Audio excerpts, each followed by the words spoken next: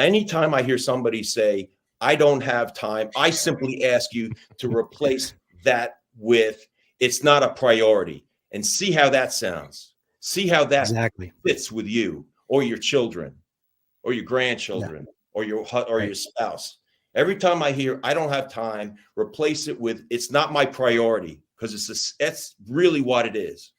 Yep, absolutely. Dude, and it doesn't make any sense. Rick's life-saving measures, just your overall health, it's all encompassing. It doesn't make any sense. You are not placing it in the front of your brain that you need to stay fit for everybody and everything in your life. It makes it all better.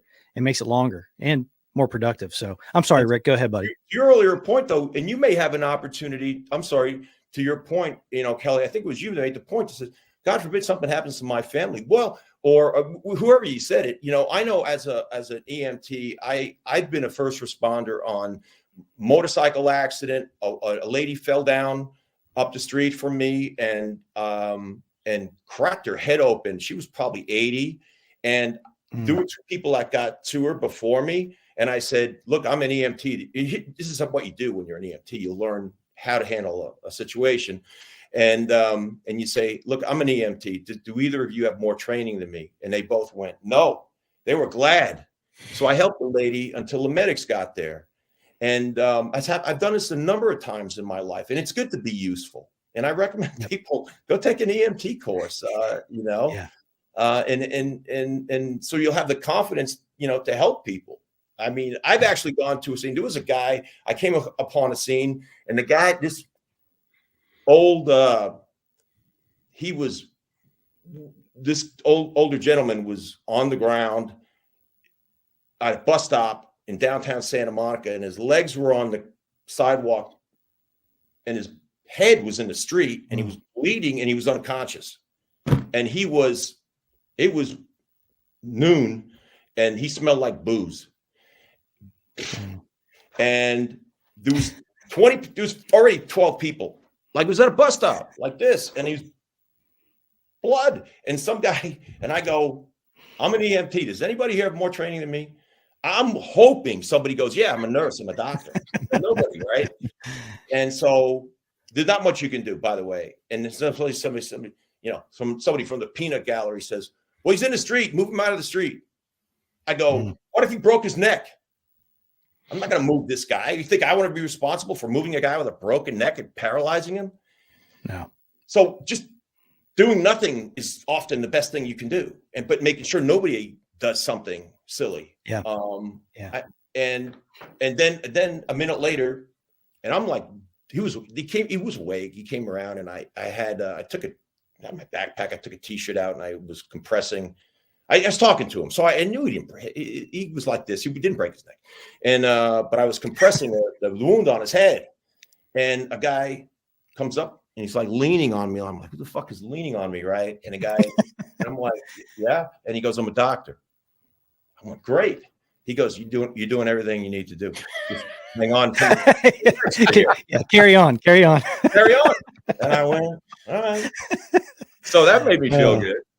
But no, it's good to be useful, Yes. So that's a great point, and I just want to add to that. It's a good thing to be.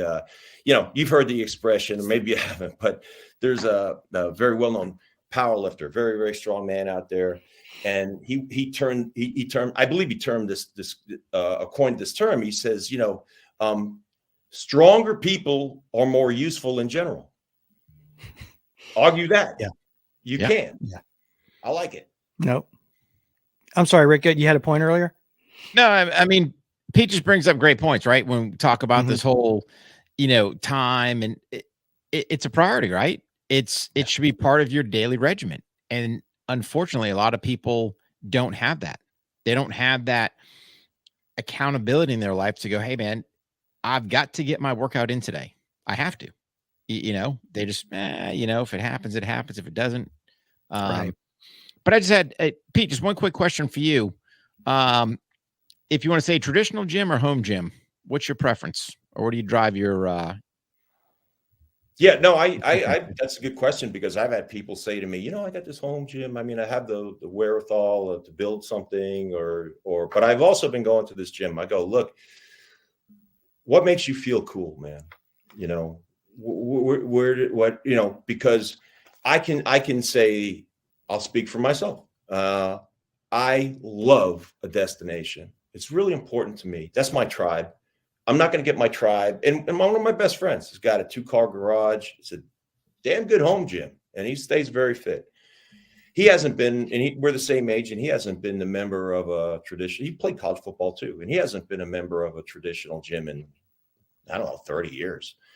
And that's his thing. And he puts a flat screen in there and he watches sports or ESPN or something. I would not be happy there. But there you go. I say, you know, go, you know, if you have the resources and the space and everything to do a home gym, it can be absolutely fantastic. I think the only way that could work for me is if I had like a crew of guys to come over. But my crew of guys wants to be at my gym. So, you know, but I do know people, and I do have people reach out to me and they go, look, man, I live in this small town in Mississippi and the gym is awful and there's not much. And I'm just going to build a home gym. I'm like, all right, you're living there, so do that. And that's going to make you feel good. But it's very important. The psychological aspect of all this is so incredibly important. And let me add just one more, you know, personal note is, like, I've had people say to me, you know, it's a little bit of a griping, you know, sometimes it's people that are unfit and they're like, well, you know, it's easy for you, Pete, because, you know, you grew up in a culture of strength training that was associated to the sports that you played with. True. Is that why I go to the gym? Probably in part. I would say 10%. But 90% of the reason I go to the gym, let me divide up to 90%. I would say, you know, 25%, you know, might be some vanity. And I want to look good, and I want to look good in a t-shirt. Mm-hmm. But I would say the overwhelming factor that drives me daily to go to the gym is my mental health. I've suffered from depression and anxiety so long that it wasn't until I was in therapy that I was able to, because, like, what does an 11-year-old know about anxiety? Today, I think an 11-year-old would know a lot more than, you know, I was 11 in 1973. It wasn't like a thing, but it is now. And only because, you know, sometimes people say statistics are difficult to tether apart. Sometimes people say, like, well, look at all the people that have this disease now when 80 years ago they didn't have the disease. But if we didn't know it was a disease 80 years ago, that can't be zero. We just didn't have a name for it back then, you know? So I think anxiety's been around a long time, but it didn't have a name like it has a name now. And then to put a finer point on it, I've suffered from, you know, a little bit more specifically, not exclusively, but social anxiety. So being in a social setting, which to people that don't have it is nuts, you know? But yeah, it is nuts. You know, you're like, you walk into a restaurant and you feel like you want to leave. That's not a good feeling. And I experienced that all the way through my NFL years. Did it have an impact on my career? You're damn right it did, because I wasn't getting any help and I didn't know. But over the years, I got into therapy. It was afterwards. And I learned, and I've begun to learn these things. And the more I learned about anxiety and depression, you know, because I'm a natural student. So if you tell me, like, what's that word? I got to look it up in 2 seconds. I got to know right away. I got to know every word. I have to know everything. And that's just the way I'm built. And then I started reading, like, how many people out there, regular folks, you know, we're all regular folks, suffer from anxiety and depression, how common it is. And then what's happening in the world is certainly an external factor that might, you know, ramp up that anxiety and depression. You know, since COVID, really, it's been a different world. And yeah, I think you'd be in denial to not. I don't think being in denial does you any good. So rather to acknowledge it and then say, okay, that's probably stressing me out. You know, I know it's been a factor in my life, a negative factor. And so, okay, so let me just be alert to that. I'm a grown ass man, and let me, you know, try. So here's what I do. here's my go-to, it's exercise. And it's going, in my case, it's going to a gym because it forces me to be around people. If somebody, by the way, if somebody does have a situational or a societal anxiety, a social anxiety, well, I learned this straight from my psychiatrist. And he said, Pete, you know what the solution is to do it. It's called exposure therapy. So exposing yourself to that. And I'm like, yeah, but it sucks. I'm telling you, I don't like it. Right. And I'm telling you, I'm going to see you in a week and I want you to go to 3 restaurants. And I'm a grown ass fucking man. And yet it worked. Right. And so now the hardest thing is me to just getting in the car.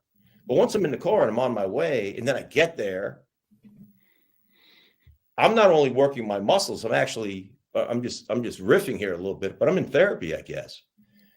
I just know there's a lot of people out there that there's a lot of reasons why somebody doesn't go to the gym or build their home gym or built the home gym and doesn't use it, which is really pitiful. And I think there's a lot of reasons for that, but certainly something that should be thought about. And I'm not here to counsel people, but I'm here to express that I'm aware and sympathetic, I believe, and compassionate to those that suffer with anxiety and depression, because it's a thing. It's a real thing. And I know it firsthand. Yeah. This is one of the reasons why we were super excited to have you on the show is, you said something, you're the all-time student. And I think that has a lot to do with that mindset of being 1% better every day. And I'm sure you're still doing it, even though you've been exercising as long as you can. The delivery of your instruction to your the folks who come to you for help, how can I do that better? And how can I deliver that message? How can I tweak things? And I think that's a huge, huge piece. So good on you for that. Because I know you went to a lot of schooling after you left the NFL to be able to do this business. And I think you did some acting stuff and all that up to become an actor. So I think everybody who watches our show and see that you're wearing the Swede t-shirt, how did you get that gig in Heartbreak Ridge, which I think that is probably in one of my top 3 movies of all time, entertainment wise, for sure.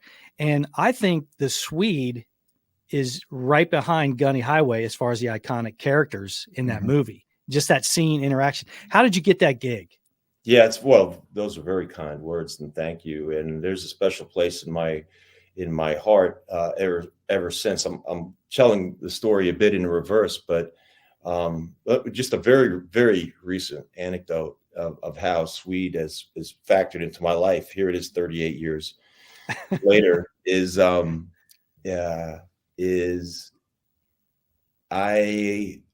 let me shelve that story for a second and say that I was cast in the movie Heartbreak Ridge the old-fashioned way, in that I had wedged myself into the business as somebody that wanted to be an actor and to create a career.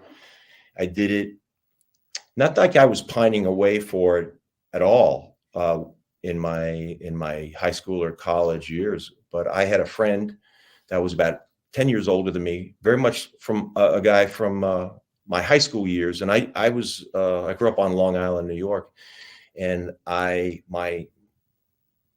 football and basketball and baseball as a 3-sport guy were very important to me. And I had an excellent football head coach on the varsity who says, Pete, you have all these, athletic gifts, and you've got a great mindset for football, but I'm 6'6" at the time, and I'm 163 pounds. And he goes, you add some muscle and it'd be formidable, And we had a beat up half-ass weight room in the basement of my high school. And once I got a few bucks in the NFL, I actually sent him some money and I said, do something with this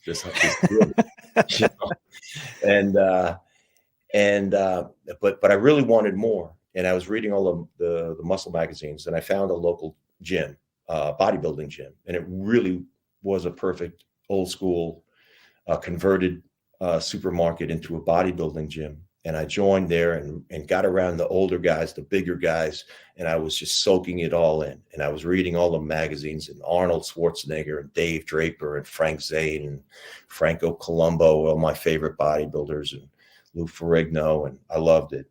And then my buddy, Perry, that's where I met this guy, Perry. And when I first met him, he says, listen, I know I'm here. I'm working out at the gym. And I said, what do you do? He's like 10 years older than me. And he goes, well, I own a small business in New York City, but I'm an actor. Pete, I'm an actor. I remember how passionate he was.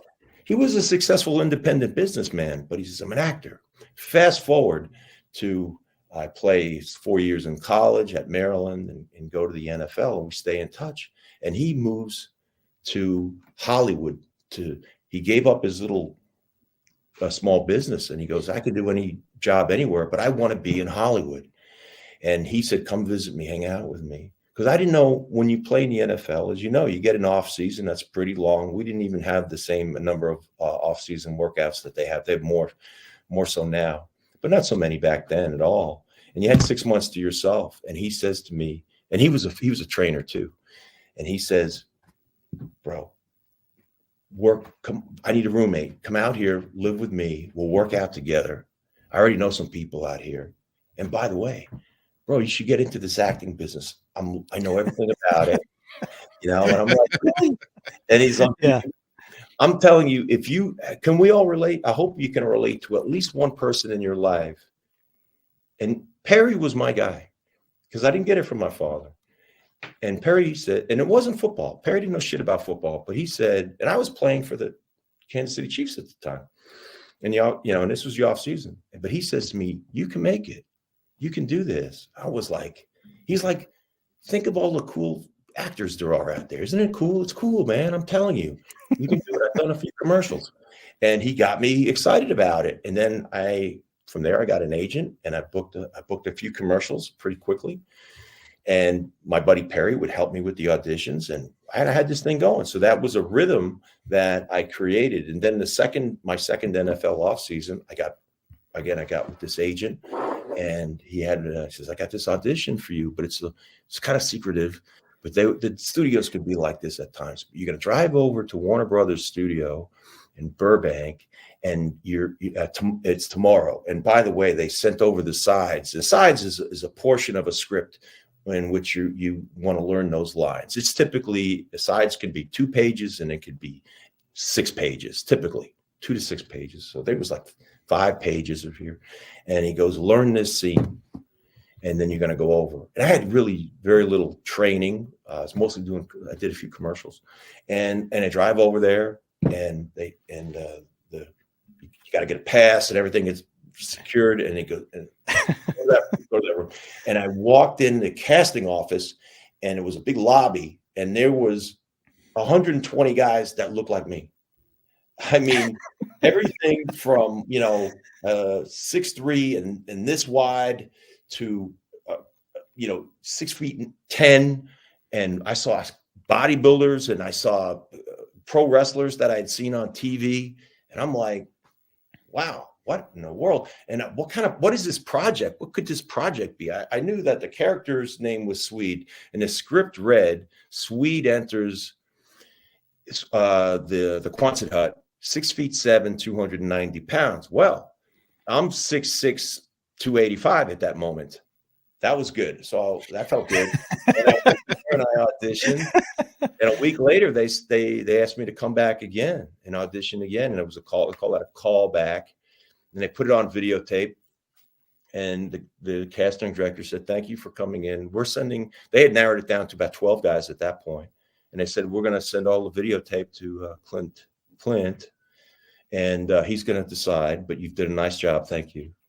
And if I went, I thought, well, I gave it my best shot. And then 3 days later, I got a phone call. My agent says, oh my God, I can't believe this. You did it. You booked this thing. And it's a Clint Eastwood movie. I'm sorry. She had tipped her hand that it was a Clint Eastwood movie in the callback, which was, I'm glad she said it after I read, because it would have made me nervous. Because I just thought I was reading for a Warner Brothers movie, which is cool anyway.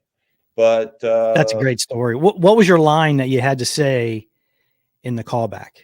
Well, it was 2 scenes, but really what they wanted me to say, enter, and I'm going to rip your head off and shit down your neck. And they were like, oh, that was nice. Could you try that?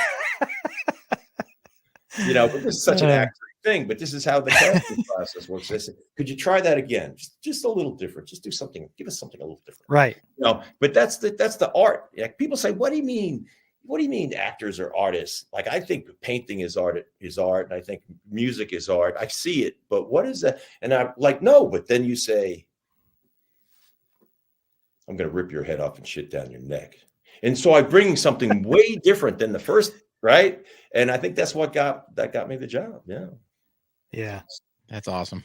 Yeah. So 3 weeks later, I was down in Camp Pendleton in Oceanside, California. That they brought me in and gave me a crew cut a week ahead, so that I'd get rid of the tan lines and fitted me for wardrobe. And then and I just kept working out like crazy. I got outside, got a little tan, and was very excited to get down. And because I didn't, I don't come into the movie until halfway through.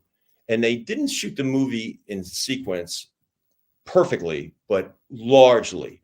So they had been shooting. It turns out by the time I got down there, they had been working on this movie for about a month. And so everybody knew each other. So I was kind of the new guy, but, they asked me to get down there a day early. And then they had a PA, a production assistant, drive me over to the location on the base there, Camp Pendleton. And I could see them shooting. And Clint was also directing. And I could see him like, holy shit, here I am. There's Clint and there's these guys. Yeah.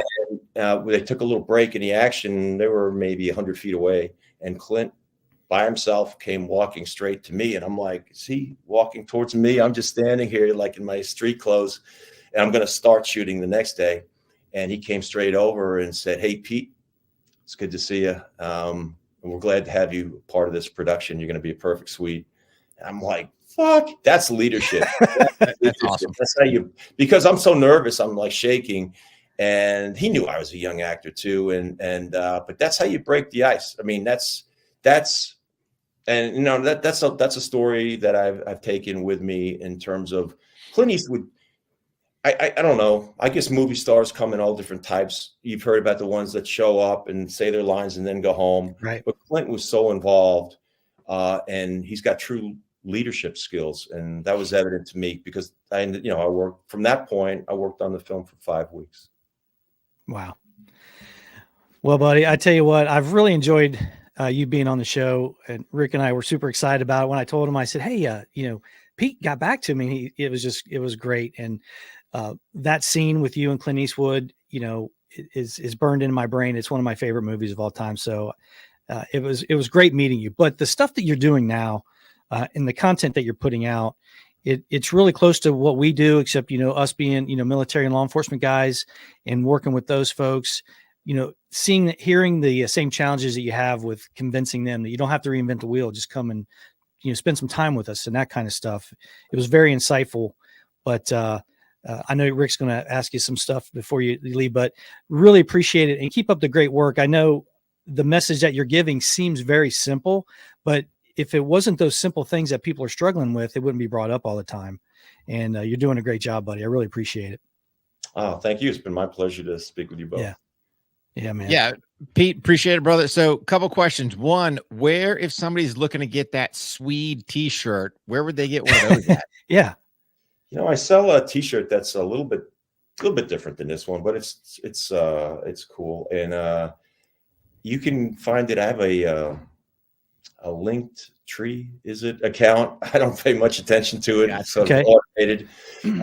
But if you find me you'd have to find me on my website, petekoch.com. Okay. And also on Instagram.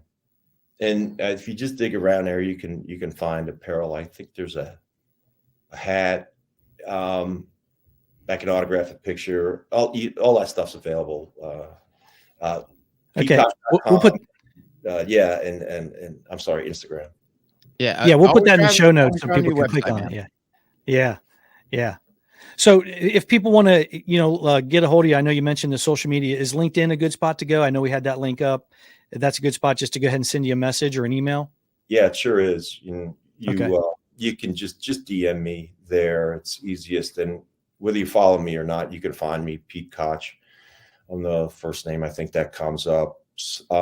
LinkedIn has been great, and I love that LinkedIn community. It was actually a bit of an afterthought after I started posting on Instagram and Facebook, and I thought that's where all the action was all those years ago. But by far, the action for me and the relationships and some of them outstanding. I think just that community on LinkedIn. I really value it.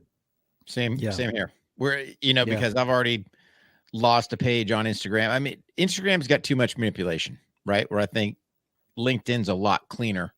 You get to know people versus having some crazy name. It's like you actually see their name versus some handle. So, hey, I also say, generally speaking, the people on LinkedIn have a job. Generally, but at least they're looking. You know what I mean? networking. Awesome. No, but there's a lot of like prior operators and military and folks like yourself, law enforcement, and one last thought about the blessing of being cast as Swede in Heartbreak Ridge. I had no idea that it would. I just thought the movie would come and go, and that's what had happened without much fanfare. But that was before social media. But it was years later when social media, it actually caught up to me. I didn't have much to do with it, but I started getting people early on, like a decade ago, saying, "Hold it, are you the same guy that's in Heartbreak Ridge? Are you the Swede?" And then I, bit by bit, over the years, began to realize how many not prior or current Marines, U.S. Marines, military in general, law enforcement, firefighters, all those folks had many of those folks had enjoyed Heartbreak Ridge and related to the character of Swede, and it just opened up a world there. But it's rather tightly focused around those groups I just met, and I couldn't be any more proud, and I couldn't pick a better group of people to be associated with. I never served myself. My dad was a New York City cop and retired as a detective after 20 years. So I have some of that in my, and he was a World War II veteran, and he fought in Europe. So I didn't do that stuff myself, but that association, it pleases me to no end. Yeah. Super I bet your money's no good at a Marine Corps bar. You know what I mean? I bet you get everybody know who you are there. Well, I mean, 6 years ago, the most of the parts of the stuff in the Quonset huts that was shot in Heartbreak Ridge, it was supposed to be Camp Lejeune, North Carolina. Everybody who's ever been a Marine, knew right away that we used Camp Pendleton in Oceanside, California, as a double. At the beginning of the movie, it says Camp Lejeune, but we didn't do anything there. It was all for budget reasons. It was all shot there at Camp Pendleton, and specifically the Quonset huts that we shot in are in a section of that massive base. It's called Camp Talega. Camp Talega. You can Google that, and it comes up. And one of the things that'll probably pop up is that it's the it's like a historical landmark. So 6 years ago, the colonel that runs Camp Talega, they sort of rotate them out about every 3 years, that rotate this section of Pendleton. He invited me to come down and see the place. I hadn't seen it in 30 years. And it's the same. It's the same. I go, how can this place be the same? Didn't it get an update? And he goes, we didn't get shit around here. They just were like, but it does have a wall there's like an auditorium, and there's a wall that is got a bunch of Heartbreak Ridge related stuff and a picture of me. And Oh, that's awesome. They asked me to sign that. So That's great. I made a bunch of pictures. Yeah, I should post those Yeah. again. It's good fun. Yeah, for sure. Absolutely. Yeah, those are awesome. And then Pete, did you, after the show, did you stay in contact with Clint Eastwood? You know, it was about impossible, and I wasn't very good at that. And again, before it was even before social media and whatnot. So the answer is no. Although I've run into him twice, inadvertently, you know, since then. But the last time was 20 years ago. It's quite a long time ago. And some years ago, I had another audition on the Warner Brothers lot. Clint has his own, has his own production company, production offices. It's very, very well known. He's for all these, including Heartbreak Ridge, he's produced his own films, the ones that he directs and stars in, under his production company called Mal Paso, which is a cool name. It's like Bad Place. And so Mal Paso Productions is one of the coolest, just one level, very, very cool offices, you know, just a rather small building on the Warner Brothers lot. And some years ago, I was walking past there because I'd been in there a couple of times, and I walked in, and it was just like one person there, this woman, and she's like, "Can I help you?" And I'm like, it was 15 years ago, you know, and I'm like, I don't know. I just thought Clint might be around. And she's like, nah, he's not. He's on a movie right now. And I'm like, Yeah. But she was super cool. She's like, you know him? Like, why, you know, to help you. And I'm like, I was an actor in one of his movies. She goes, great. This woman was 30 years younger than me, you know, and a very young woman. And I was like, I was sweet in Heartbreak Ridge. She goes, hey, that's cool. You want to leave him a message? She's like giving me a pencil and paper, but I don't think that was the best way to proceed. But anyway. Yeah, that's awesome. All right, Pete. Well, thanks for spending. I know we went long. I know you're a busy guy, man, out there crushing it. So really appreciate you swinging by, and we'd love to have you back. Sure. If you have anything you want to push out too, but we'd love to have you back on the show. It was a lot of fun. Nah. If I can help people out from the standpoint of physical fitness and health, I'm glad to do that. I appreciate the messaging. I realize, you know, after getting to know you two a little bit, that we are very much on the same sheet of music. The personal accountability, personal responsibility, which is sadly going away, but it's not dead. And I think between the three of us, if we can put a little dent in this thing. Because at the end of the day, it improves people's lives. Again, not to be redundant, but people think, oh, Pete, it's easy for you. You go to the gym because you were an athlete. You know everything about lifting weights already. And it's like, whatever. And I'm like, actually, I go for my mental health. Do you ever have any mental health? Have you ever thought about your status in terms of maybe you're a little bit depressed? You might call it being blue or not feeling very well. That's fine. Or maybe you feel some anxiety where you feel uncomfortable about yourself or about a situation, or you lack confidence and you don't feel like yourself. Well, I could identify with all of those things. And I firmly believe, and it's not just me, it's not just my opinion, but the data suggests that better than pharmaceutical help, better than verbal counseling, the best thing you can do is exercise. Those other two things, you know, have a place, but every counselor, psychologist, psychiatrist worth his salt he or she will tell you that you need to exercise daily. Those of us that suffer with these conditions, it's like the oxygen that we need to survive. So if you're not getting it, it's I can help you. Yeah. Well, good luck, buddy. Keep up the good work. And like I said, I hope to see you again on the show, and let us know if we can ever do anything for you too, pal. I appreciate that. Thank you. Yeah. Pete, appreciate it. Appreciate you opening up about the mental health stuff. That's super important as well. And keep crushing it, brother. You know, be an inspiration for those out there.